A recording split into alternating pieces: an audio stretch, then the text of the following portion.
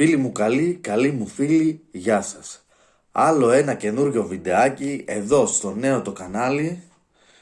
Αλλά θέλω τη στήριξή σας, θέλω subscribe και like για να φτάσουμε τα 1000 άτομα, για να μπορώ να κάνω κάποια live, να έρχομαι σε επαφή μαζί σας και να μπορώ να δίνω κάποια απλά δωράκια μέσω κάποιων έτσι σαν κλήρωση φάση που θα κάνουμε.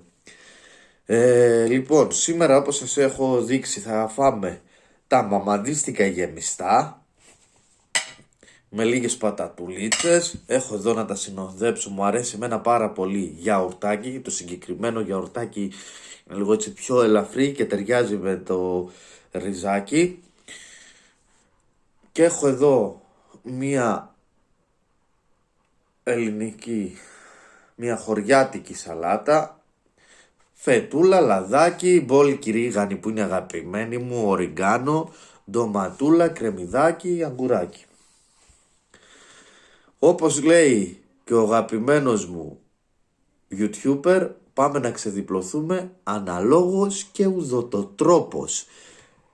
Για όσους μας βλέπουν και τρώνε, να τους ευχηθούμε καλή όρεξη. Για όσους έχουν φάει και τελείωσαν το φαγητό τους, να τους πούμε καλή τους χώνευση.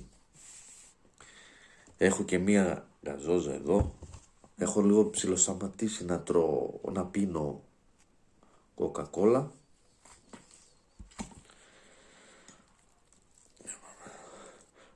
Καίει,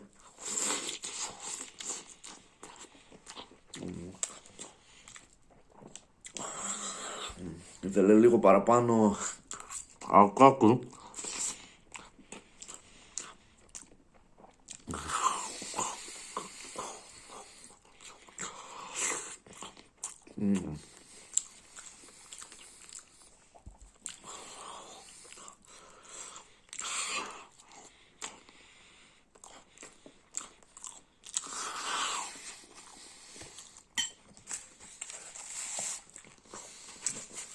Καλούτσικο. Να, με αυτή τη σαλάτα.